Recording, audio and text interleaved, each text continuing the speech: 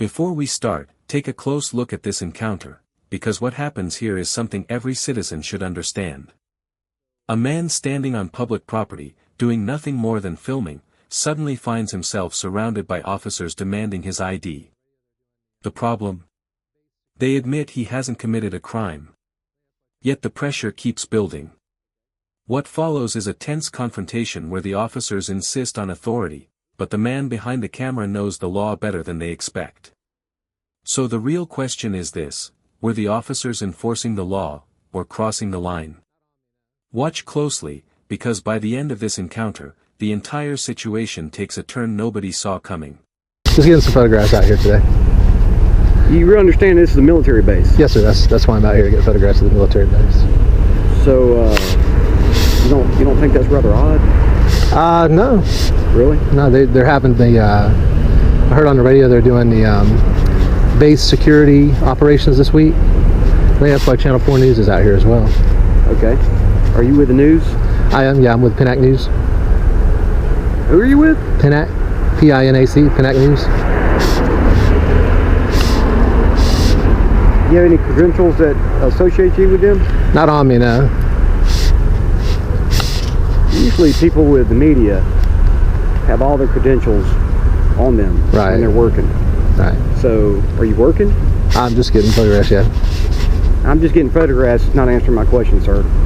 Okay, well. I didn't just drive by and see you. Yeah. It's a call for service because somebody's called in and reported your videotaping, photographing people leaving the base is what they said. That's what they called in and reported? Yeah. The photographing and videotaping? It's suspicious activity.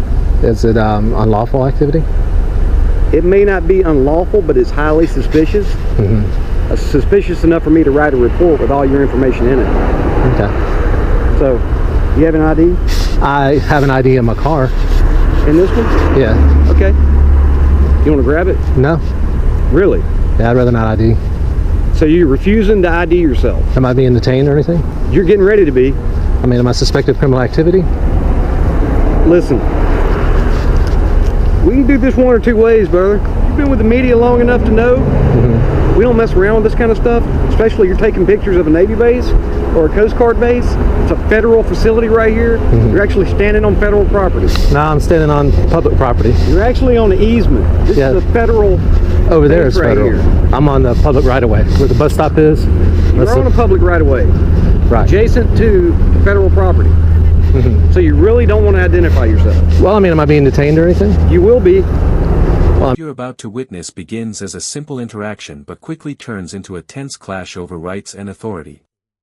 An independent journalist stands outside a military base, calmly filming from what he knows is public property.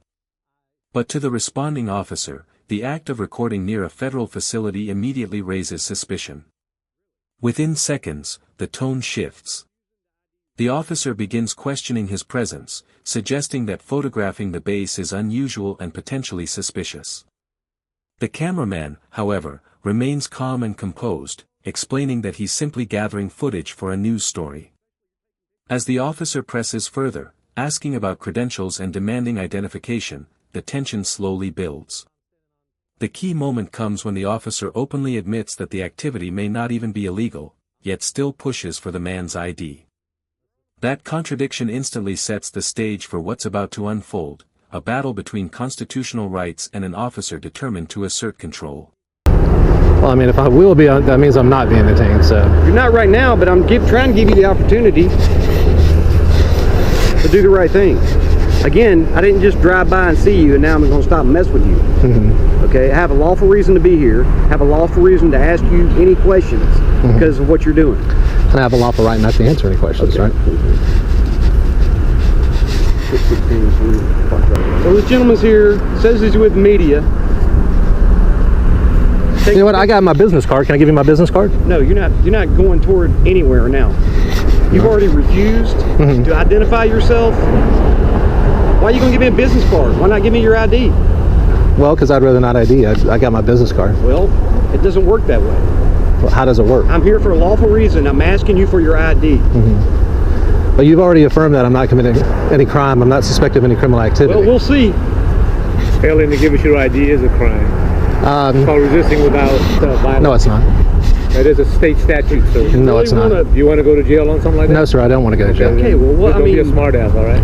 Oh, what's your name and badge number? That's my name. What's your badge number? 63433. And how do you pronounce your name? Read it. I can't. Why are you being a smart ass? How am I being a smart ass? This is the guy that goes around doing stuff like this. I don't know. How am I being a smart ass? I've never met him before, so I don't know. Well, okay, since you guys, am I being detained? I've asked you that multiple times. You say I'm about to be. Either I'm being detained or I'm not.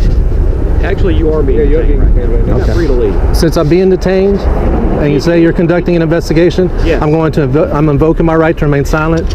I'm invoking my right to have an attorney present during questions. At this point, you can direct all your questions to my attorney. Okay. I'm not answering any more questions. I've told you who I am. My name is Jeff. I told you I work for Pennac News Services, and I'm gathering content for a story. You got a phone number for that news service? Yeah. The encounter takes a sharp turn the moment the officer demands identification. The journalist politely refuses, asking a crucial question: am I being detained? Instead of providing a clear legal reason, the officer attempts to pressure him into compliance, warning that he's getting ready to be detained. What follows is a tense back and forth where the officer repeatedly insists the situation is suspicious, while the cameraman calmly reminds him that suspicion alone is not a crime. As the officer doubles down, he introduces a new claim, that refusing to identify himself could be considered resisting without violence. But the auditor immediately challenges that statement, pointing out that no crime has been alleged. The officer's tone grows more confrontational, even accusing the journalist of being a smartass. Yet despite the pressure and threats of jail, the man behind the camera stays measured and focused, asking clear legal questions that the officer struggles to answer.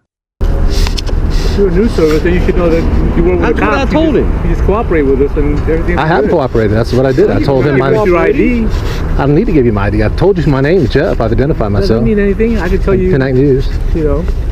Well, let me know when I'm free to go, so. You're not free to go. Jeff, you said Jeff? Yes, Jeff. Tell me the media company again. Pennac News, PINAC. Like I said, I can give you my my business card if you'll let me get it out of the car. ID. I don't really want you going to your car now, because you've already shown me that you never really want to cooperate with me. So the last thing I want you to do is go to your vehicle and grab something. You feel me? I mean, from my standpoint, it's an officer safety issue. If you're gonna tell me no, I don't have to identify myself, which you do, then I don't have to identify myself unless I'm suspected of a crime. And I have identified myself. No, you are doing suspicious activity. It's suspicious activity, a misdemeanor or a felony. It doesn't matter what it is. Is it a crime? Is it a crime to take photographs? That's what you said you got a call about. Well, taking photographs and videotaping. We'll find out. It's a crime that you're not giving us your identity. You have to have a reasonable articulable suspicion that a crime is afoot. We already have it. What's your reasonable articulable suspicion that a crime? You got a call about a guy doing what you're doing. Videotaping and taking photographs? Yes. Yep. On a military installation. I'm not on a military installation. You were taking one of a military. Of a military. So you guys are saying that's a criminal offense? Yeah. It's not a criminal offense, but it's a suspicious activity that we can investigate. Right. And we have the right to question you. Well, I would say that taking photographs and videos of say it all you want. I'm just telling a military installation is I'm telling you what we. Okay. Well, let me say what I'm saying. Taking photographs and video recording a military installation or a federal installation from public property is not only lawful activity, it's constitutionally protected activity. We're not being arrested for. We're just investigating it. Well, now the encounter reaches its most serious phase. The officer officially declares that the cameraman is being detained. At that moment, the journalist immediately shifts strategy. Instead of continuing the debate, he invokes his constitutional rights, stating that he will remain silent and that any further questions should go through his attorney. It's a decisive move that changes the dynamic entirely. The officer, however, continues pushing, insisting that the man must show identification and suggesting that going to his vehicle would pose an officer safety risk. The journalist calmly counters every claim, reminding the officer that he has already provided his name and that he cannot be forced to produce identification without reasonable suspicion of a crime. What unfolds here is a textbook legal standoff, one side asserting authority, the other methodically dismantling the justification for it. Well, that's like I said, if you're investigating my lawfully, constitutionally protected activity, then that's what we do. We investigate things. You can talk to my attorney. gonna pay your attorney what, like a couple $100 an hour? Do you think that's worth it? You guys get your supervisor out here, please. Oh, he's on the way. He's on the way. Who is your supervisor? What's his He's name? already on the way. He'll let you know his name when he gets here. He'll give you his badge number. Would that be a sergeant? Yep. Okay.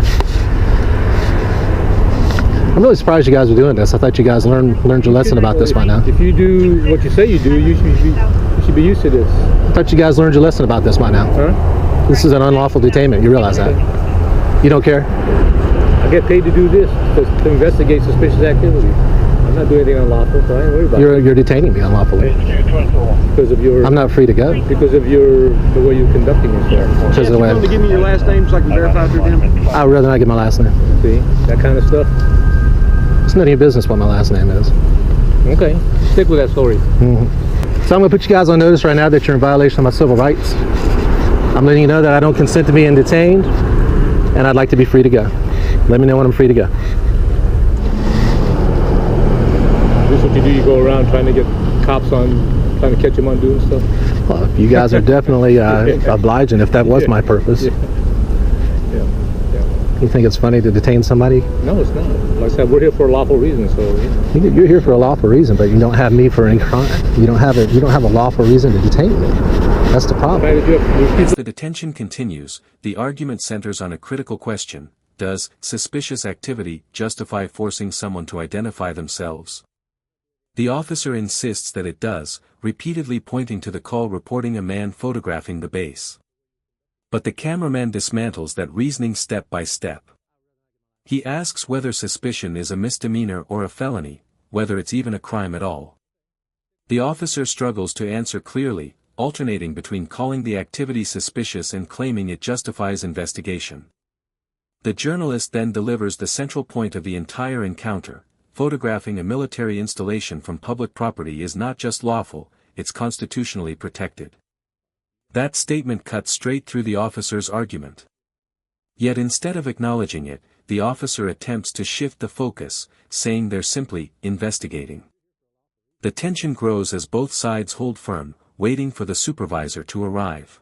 That you refuse to identify yourself is. It is not. Yes, we have the right to question who we are when we have a lawful reason to do it. We don't have a lawful reason to detain me. You can argue that all you want. I'm just telling you what I believe, and then you believe what you believe. You're incorrect. You should know better. How long have you been an officer with JSO? How long have you been doing this? About 5 or 6 years. Okay. How long have you been an officer? Been a cop for about 35 years. Oh, wow. And you don't know by now that you can't detain somebody without lawful? I can't detain somebody without a reason yet.